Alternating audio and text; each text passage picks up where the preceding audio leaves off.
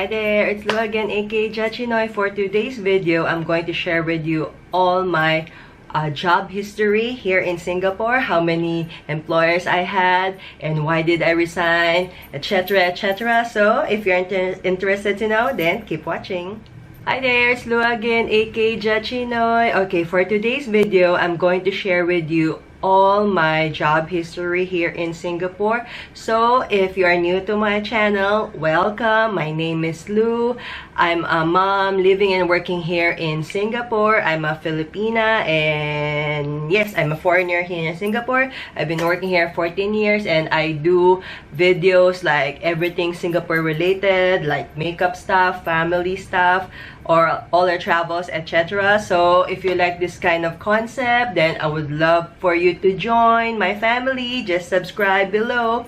But for my current subscribers, hi there, welcome back again. So there's this one day that I thought all the while, like, I would like to share with you what are my job history, because recently I've been doing lots of like several videos about how to apply a job in Singapore. So I'm going to link it down below at the description bar, the exact link. And I also shared with you how I managed to get a job here in Singapore, how I become an OFW. So I hadn't store time that time in Tagalog, so I'm going to link it down below, and together with the FAQ on how to apply a job in Singapore. So in that FAQ, if you listen to that all the way, I have a giveaway there ending at the end of August. So I hope you can join. So yes, I'll just stop my rambling. So I'll just start. Okay, now I'm about like 14 years in Singapore, and I do believe I got 6 or 7 change of jobs already, employers. So I'll let you know what are the, what they call this, the job position and what company. Of course, I'm not going to tell you the exact name, and I just want to share with you my thoughts, my what do you call this, my experiences here in Singapore. So me, I came here, and if you listen to my video on how I become an OFW in Singapore, my first job is in a gym. My title there is a Senior Customer Service Executive. What I do is that I'm in the front desk. So when there's a member comes in, I give them towel, I greet them, and I offer them classes. That time there is no Zumba. We have like kickboxing, body combat, stuff like that, and I do cashiering as well. Of course, when they pay their membership or they pay their fitness training, like that, and I do operate the music so that we will have a new funky music. And yes, that's my job there. And of course, you know, be happy because I'm in front desk. So I lasted there probably like less than 2 years, then I resigned. Why? It's very interesting because everybody's saying that it's very, very stressful here in Singapore, and yes, it is stressful, especially that employer. I believe that is one of the most, or probably the worst, stressful jobs I had here in Singapore. So of course, I'm at front desk, right? I'm standing the whole 8 to 10 hours, but I'm thinking not so bad because the time I was young, and I'm not even standing on high heels because we're wearing gym clothes. Like we really got Nike shirts, Nike jogging pants, and Nike shoes, all sponsored by them. But I have my own shoes. So yes, so I even got a jacket. So that time I was okay, because if you come to think of it, some people even work in high heels, right? So that one is already okay. So I resigned because the owner, or like the CEO, I believe she is a CEO. Yeah, she's a girl. She was like very, very strict. Yes, I think this is how I call her. And then I've already noticed several employees that she fired on the spot in front of everybody. Yes, that's it. And it's very, very stressful. There's this even one time I was on sick leave because I was so sick and tired of it. And then she texted me saying that if you don't come here in the office, in the gym, I would lose my job. Yep, that's how mean it is. And that is the CEO texting me, okay? Not even my immediate manager. My immediate manager is a customer service manager. The person who texted me is CEO. Why? Because that time, because she already fired out a lot of people. She's already... If you're asking me why, because we have a lot of turnover rate. A lot of people are unhappy on how she handled things in the gym. And, you know, a lot of people are falling sick, whatsoever. I don't know, some of it, like, falls sick, you know. And then, because here in Singapore, we are entitled, like, 14 days of sick leave.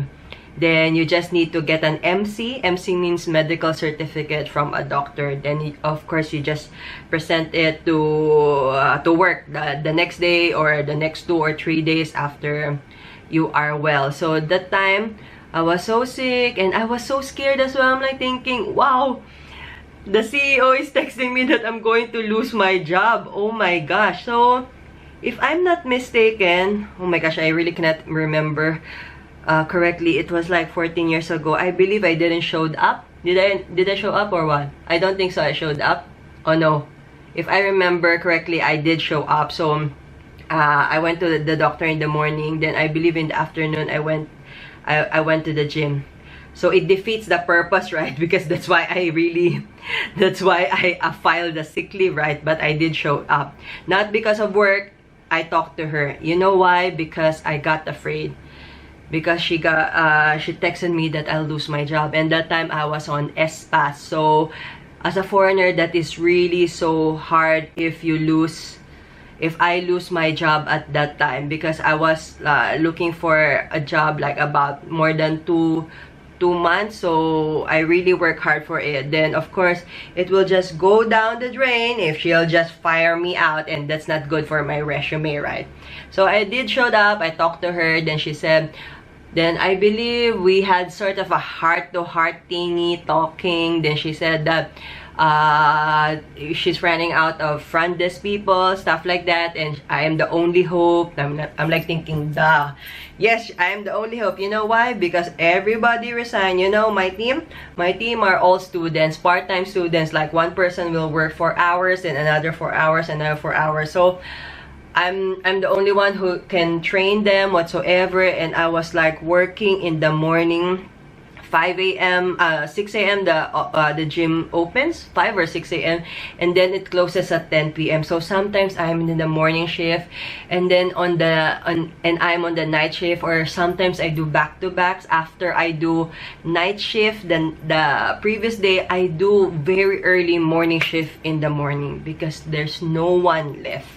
So that time I was super pissed already, but I just don't want her to fire me, right? So, but I told my husband, that time he was my boyfriend, he said that I need to apply a new job, but I don't resign, because if I resign, there is nothing to bargain for that new job, right? Because you are more sort of vulnerable. For example, my salary at that time, for example, it's 1,000. That new employer will not give me 1,000, probably the same salary or lesser, because you are jobless, right? So this is my one advice to you guys. If you really cannot stand it, you're like sick and tired of your current employer, just tahan it. The word tahan in Singlish means just take it. Just take it and just hold on a while. Then one day the sun, you know, will rise again, because of course everything is like a wheel, right? Sometimes you're up, sometimes you're down. Then finally, after applying and after working so hard in this gym, I finally got a job, and someone believed in me, because I was doing shifting, right? I got transferred to an office job that works like 9 a.m. to 6 p.m. and Monday to Friday. I have never work for that kind of office job for quite some time because I've been working call centers back home in the Philippines. Although I work one time in an office job like 6 months, and then the rest are shifting work. So I'm like thinking, wow, thank you God. Like I'm like thinking, wow, they really listen to, he listened to my prayer. So my second employer, what he does, it's what do you call this, it's a novice company, like a few years only here in Singapore, and then the owner is foreigner. And what he does is that, you know, those positive talking, positive speeches, and then he sells membership. So I was like I think customer relations executive or officer, something like that. So I was handling like Australia, New Zealand, and US time zones. Then I even got my very first business trip in what they call this, Bali, Indonesia, and in Australia at that time. So I'm like thinking, oh my gosh, it's just so nice to have you know, normal life. And I noticed the salary here in Singapore is higher compared if you're in a shifting work.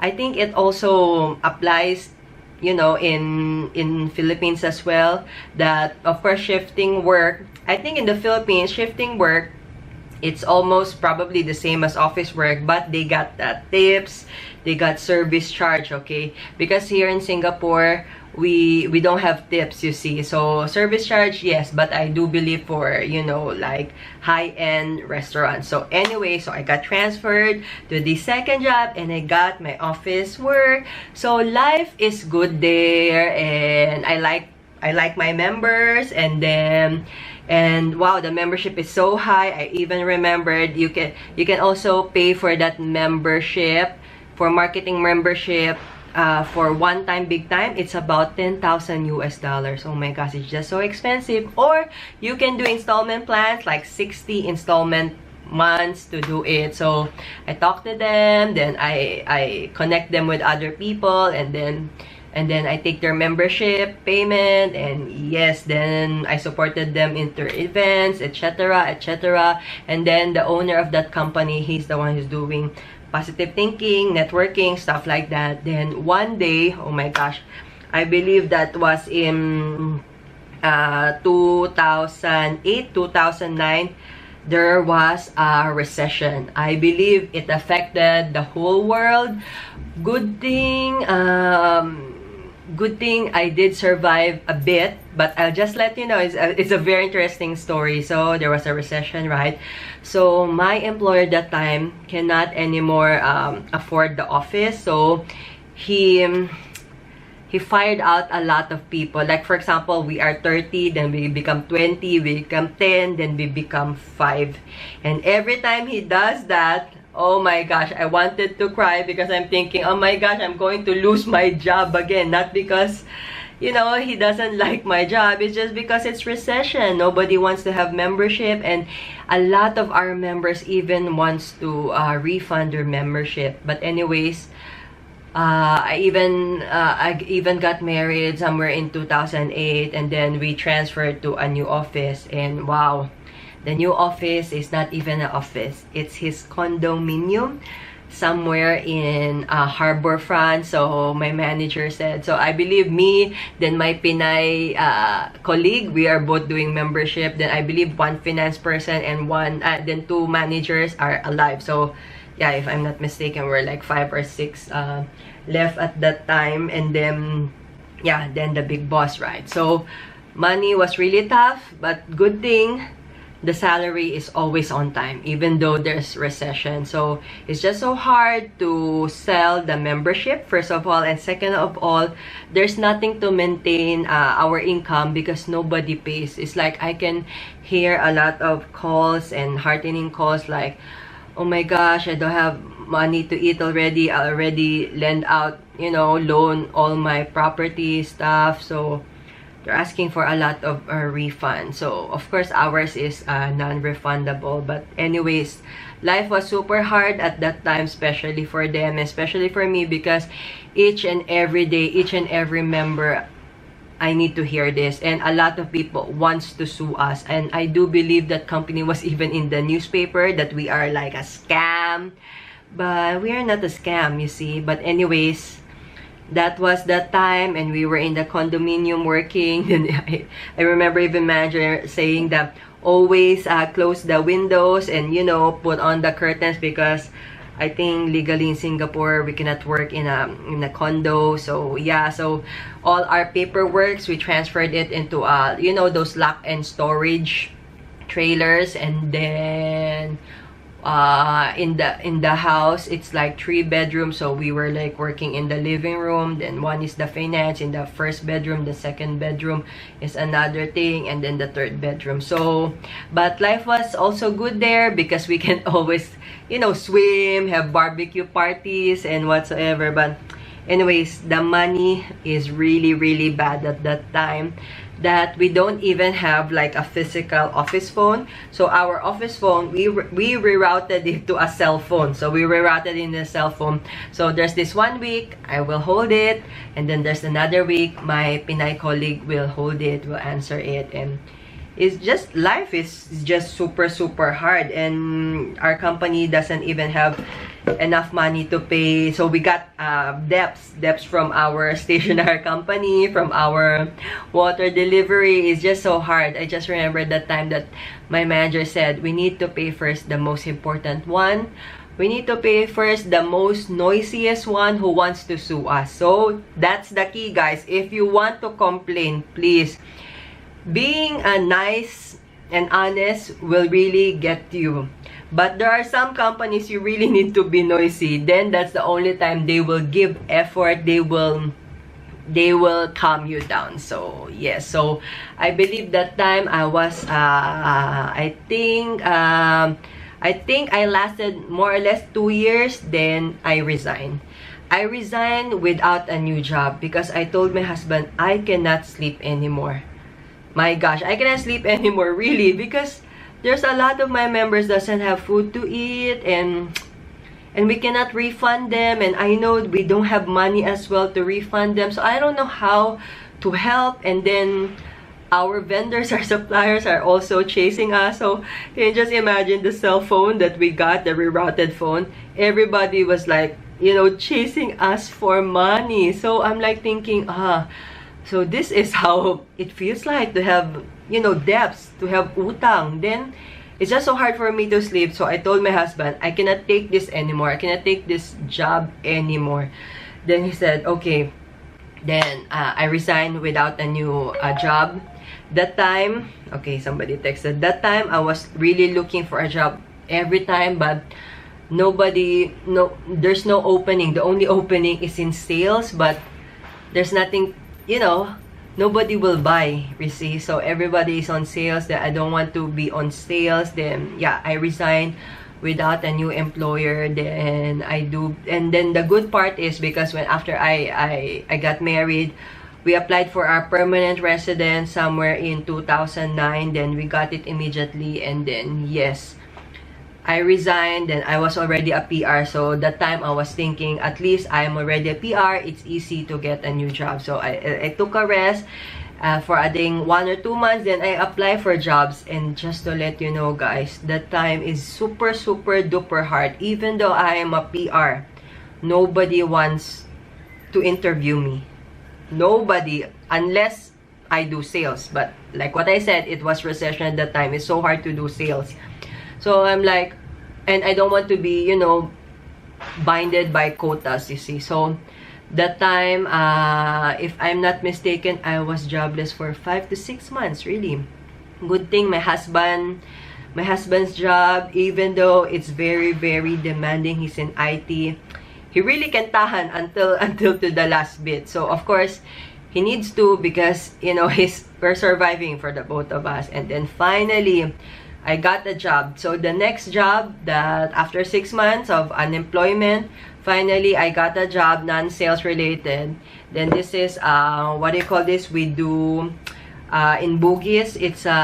We do payroll for a popular foreign bank all over the world. So I didn't know that, you know, payroll online is a thing, because a lot of companies, they don't want to handle payroll. Like, for example, I'm a company, I just, you know, get the services, you know, outsource the services. So yes, we are the outsource, so we're doing payroll. But unfortunately, I think I just lasted like 2 or 3 months. You know why? Because the person who was doing the handover to me, oh my gosh, her patience level is so low. She is the meanest person I've ever, what do you call this, experienced. And she's not even a manager. She's not even the owner of the damn thing. The owners, the managers are even good, are even kind. She's like, it's like she's teaching me, she's doing handover to me, but she's like teaching like in a like a kid, and she's scolding me. I'm like thinking, what? So of course in my heart I'm like, whoa, I'm even older than you, and then you're doing this. Then I'm like thinking, if you're really doing handover, you need to do it calmly, and what, you need to be patient, because if you don't do your handover properly, that job will be stuck to you, right? But no, she's the exact opposite. She's so impatient and all the negativities in life. And then I resigned. I resigned without a new job again. So because I really cannot tahan her, so I'm like thinking, probably I can do this because I have my husband. But just to let you know, guys, if I'm alone here in Singapore, I will never do that. I will really try my very best to, like, you know, stay until to the end. So I really cannot take it anymore. So even my manager said, I know why you are resigning, and I'm, you know, she said she's sad. She said she saw how this person doing handover to me. So I'm like, I'm just keep quiet. I just keep quiet. Of course, every time I resign, of course, they said that you have an exit interview, right? I never tell them the truth, because I'm like thinking, I just want to go on with my life, you see. The right thing to do is you give feedback, right, to your admin officer or whatsoever. But I didn't say it. So I just told her that no, I have a new opportunity stuff. So I move on, right? So I think less than a month, I got another job, but it's all a part-time job. So the next job I got is like a part-time call center in one of the most famous what do you call this, mobile communications here in Singapore. Then I was giving out mobile numbers for new users, because of course a lot of Chinese here likes their very, you know, lucky numbers, like, you know, double digits number. And I was doing customer service support, so I think I was paid only $8 per hour. So I think I even got a signed contract there that I cannot resign, but I told them I got a new one, so they said it's okay. Then I was, you know, I didn't pay them like a bond. And then the next one I got, what did I got the next time? The next time as well, the next job as well, I got a part-time call center. I was telling them that I am from IBM Singapore. Then I was calling IT companies in the Philippines, just doing surveys. So they were looking for like call centers who can speak Tagalog. So I'm like thinking, wow, that is really for me. But of course, the money there is not that good, because it's just part-time and it's for project basis. So I think I was charged only $8 to $10 per hour, but the good part is it's very near my place. So I think I lasted there like a few weeks, 1 or 2 months.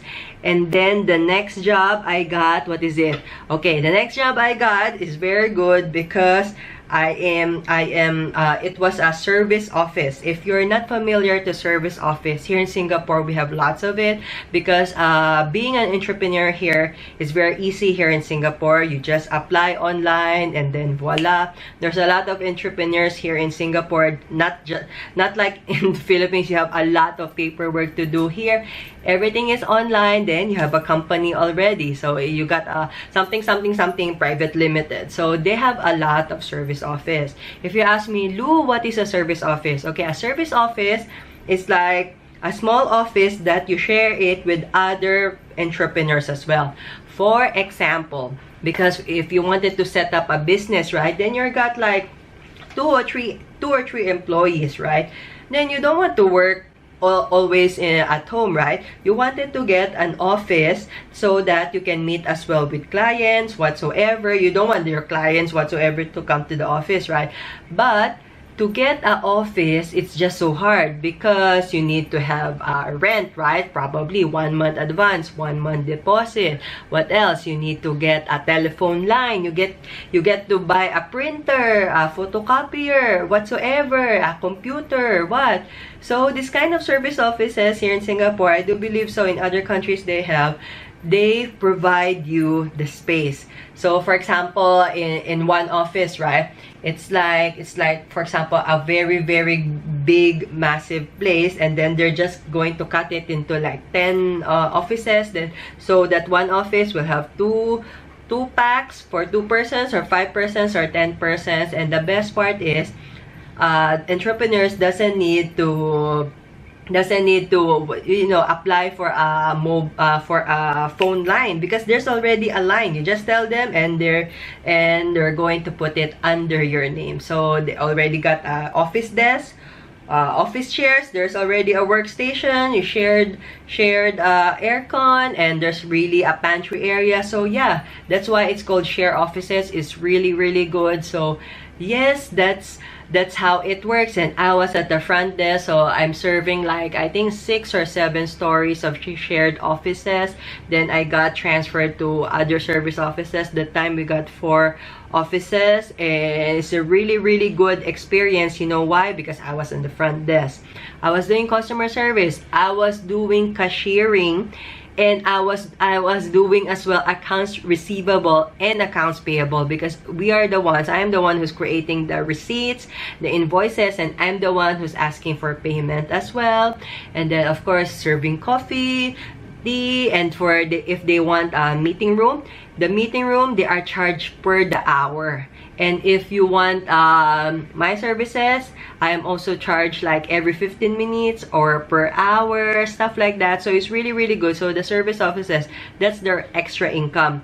So they rent out, like for example, 1 office, and then the plus, like for example, oh, if you wanted to print out 10 pages, okay, the 10 pages cost 10 cents per page, stuff like that. Or you want to bind it, or you want me to buy, you know, sandwiches or lunch for 5 people, I can do that, but there is a charge.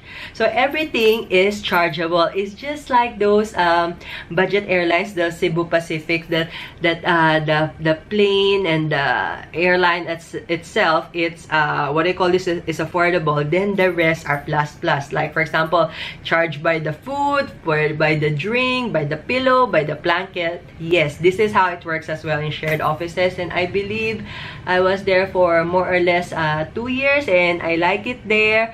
Actually, that time I really want to be a manager at that time, but it just won't, and it's just so hard as well. And I heard the HR there, who is a guy, you know, doesn't like me, like hates me. So I thought that is a gossip only. And you know why? Because I'm already kind of like old there, but a lot of younger people, lot of younger front desks are getting promoted, and I'm still stuck at the same level. So I'm like thinking, what the hell am I doing wrong, right? Then we got a lot of Pinays there. Then they always text me or Skype me, say, "Ate, okay ka lang?"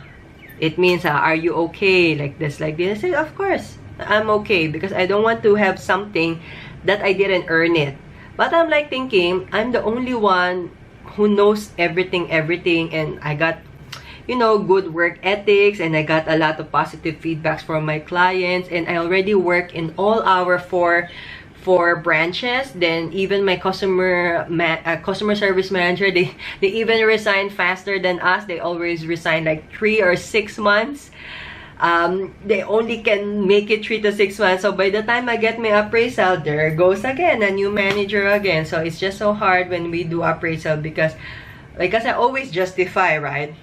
But that manager wouldn't believe, because she was not there at that time. So yes, it's just so hard. And then there was this time that finally I got a senior role, but I got a heart-to-heart talk with this HR guy, and he really told me, I got a meeting with him together with my customer service manager. Would you believe he really told me that he doesn't like me? He hates my guts because I don't listen. I just do whatever I want. Okay, it's true that I do whatever I want, but I do it that it is best for the company and for the client. I'm not like your, you know, your puppy dog that I will just, you know, just follow and follow, right? Because he's the kind of person like, oh no, you follow this, you follow that, even though it's, you know, senseless. And I'm not that kind of person. So I remember that time when he was talking to me, so I was like telling him like you know, I was like defending myself, and then my customer service manager was beside me. She was like kicking me underneath, you know, telling me like quietly telling me like, Lou, just shut up, just listen, because you might, you know, you might mess up again. But no, I'm the kind of person that if I got something to say, I'm going to say it, and that is really wrong what he's saying. But anyways, I got the role, but oh my gosh, all eyes are on me at that time. So at that time, I was sort of sick and tired of it as well. So I'm like thinking, wow, it's really true that he doesn't like me, and it really would affect my, you know, promotion, my growth, having you know, better job title, having a better, you know, salary. So I'm like thinking, wow, it would really matter if the HR is like that, because the HR also was super buddy with the owner of the company. So even though my customer service manager would really want to promote me, the HR would stop it. I really don't know why, but that's what he said. He hates my guts. So I'm like thinking, I cannot grow on this company, not with him. Of course, that time I was praying as well that, you know, he just resign and you give me like a proper HR person, or I just get a better employer. So yeah, so I was kind of depressed at that time, that the reality just sinks in. So, you know, sometimes in life, even though you do it right, some people will just stop you from growing, and he is the one who is stopping me from growing. So I'm like thinking, I need to get out of here. So I was like applying to a lot of jobs, and I secretly go to interviews. However, I just don't pass. I just don't get the job. I got interviews, but you know, I didn't make it through the cut. So I'm always praying that God, please give me something that is really for me, that would really believe in my skill. So I'm like thinking, if you didn't give this to me, Lord, then probably this is not for me, right? So that time I was so tired of applying. So I'm like thinking, okay, I'll not apply anymore. Probably I'll just stick around, you know, just do my best here. Like what they said, do your best and God will do the rest, right? So, and then one day I got a call from, he's my client, previous client. So they already get out of the company, and then they remembered me. So yes, so right now I'm already here at my new employer. I joined them, and then now I'm with them about 6 to 7 years. I was with them when they were like very small company, like 2 or 3 people, and then I was their admin. I'm doing admin for them. I got 2 managers that I really report to the CCO and the CEO, and then I handle the office management. And yeah, I'm happy to say I'm still with them, and we are going strong. That time when we started, I was doing everything from HR to IT to being a secretary, office management, everything, because it's a startup company as well. So I'm like thinking, okay, I can do this. So my experience from that service office was really good, because I did everything there. So I did everything here. I even remember that time I cannot even look at my Facebook or WhatsApp. That time there is no WhatsApp. I think Viber or just a regular text. So I'm like thinking, wow, there is a lot of things to do. Like I was doing accounts receivable as well, accounts payable, everything I did there. And then slowly the company grew and grew, and then I'm already with them 6 to 7 years. Then I think we already got 3 changes of office because the company grew and grew, right? We cannot fit on this office. Then we transferred, and now we transferred again. So now this office of ours, we have room for growth.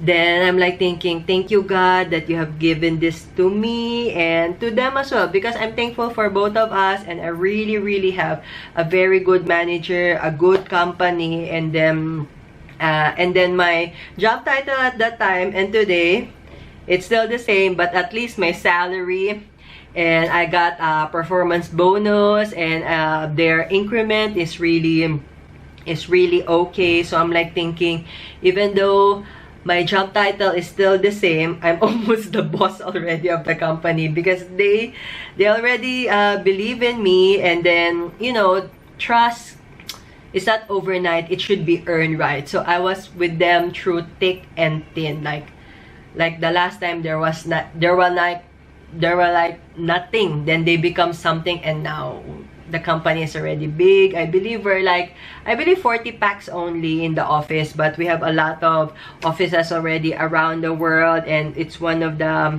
you know, like growing company here in Singapore and all over the world. And I'm truly blessed that I did join them. And then even though they were my client at that time, just to let you know, they are my client at that time, right? So they really signed a waiver with that service office that they cannot hire an ex-employee, or I cannot be, you know, hired by a client. So I'm like thinking, so when I got interviewed by them, because they said they remembered me, good thing, you see, they remembered me. That's why I'm telling you guys, you don't forget, you don't forget anything that walks in your life, like in networking or whatever.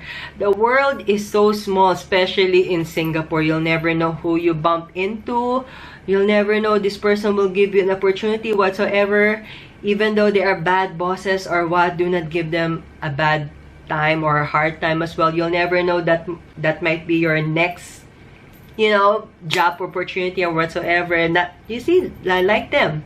They remembered me. I believe I work with them in that service office. I think I only see them very seldom, but I remember every time I visit them, they got a big smile on their face, and then they're very happy to give me the payment for their rent, because I give them their invoice, right? And then they just sign a check payment and then just give it to me. So they said they remembered me, and then they said like they want to, of course I really got the interview and they employed me. And the HR at that time told me like, you know what, Lou, that time that we are looking for an assistant, I gave them another assistant. That person is like a previous assistant of the Prime Minister or the President of Singapore. So I told the CEO that this one is better because like this got experience. But the CEO doesn't like, because they said, oh, I don't like it very sort of a hardcore, like really like very got a lot of experience. So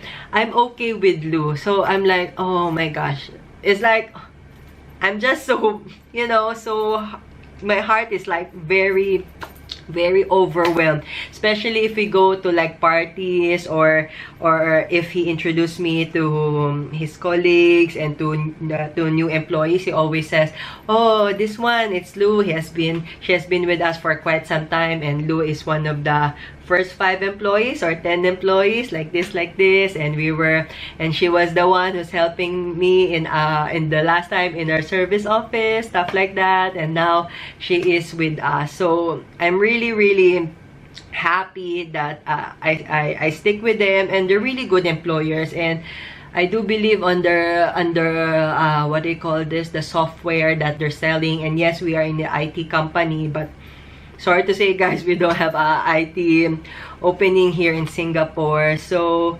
yes, that's about it. That is my whole job history for my 14 years in Singapore. So I hope I didn't bore you, but yeah, I just remembered like, oh my gosh, it's just so nice sharing this. And I got a lot of, you know, rendezvous thinking about it. and I hope that you can get something, you know, get some new lessons from it. I always tell to my friends and to myself, you'll never know who you bump into, and you know, you'll never know when opportunity comes, right? Of course, you need to get out there and search for it, right? But sometimes also, when you just sit down, relax, sometimes something will just happen. And we like a lot in our company, and I believe a lot of people, they like recommendations, right? So they already experienced me, got recommended whatsoever, and I believe, I remember that time, if I'm not mistaken, they didn't want to hire me. They want to recommend me to their other friend who is an Italian, but Italian, but the position was already closed. And after a few months, they wanted me. I got the interview, I got the offer, and I did it with them. So at least nowadays, I don't do anymore all those stuff, okay? We have a proper HR, a proper IT. So now, I'm assistant to 2 bosses, and I do office management, and I do procurement for Singapore. So yes, that's about it. I hope you can share this video out, and if you are in that kind of position that, you know, you're having a hard time in your current job, or probably you're jobless right now, or you're a new graduate looking for a job, I hope that this, you know, enlightens you. And these things in life, it will make you stronger if you got experiences. And of course, you just need to pray. It's just like getting that boyfriend or that husband. You pray to God that you will land to a good guy. It's just like an employer as well. Of course, I pray non-stop to land to a good employer, to a good company. And if I manage to land, of course, I pray non-stop that, of course, I hope this company will excel whatsoever. I hope they are fair, etc., etc. Because at the end of the day, why I am here in Singapore, why I can afford this kind of lifestyle in Singapore together with my family, it's because I am employed. Just to let you know, guys, there is no squatters here in Singapore. As a tourist, you cannot be without money. First of all, Singapore is very, very expensive. You really need to pay a lot of money, and all the foreigners here, if they're not tourists, they all got S-Pass and employment pass, or permanent resident, or you know, they become a citizen. Everybody, of course, everybody needs money to sustain. And yes, then I really do hope, if you are in that kind of position, do not lose hope. You'll never know that you will have this kind of friend of a friend, or an ex and an ex, or you go to networking. Sometimes things will just happen, not in our time, but in his time, okay? So yes, that's about it. If you like this kind of videos, like Singapore related videos, and by the way, please watch the FAQs on how to apply a job in Singapore. I'm going to link it down below in the description bar. I got a giveaway there, so just listen to it and just follow instructions. And my deadline is by the end of October.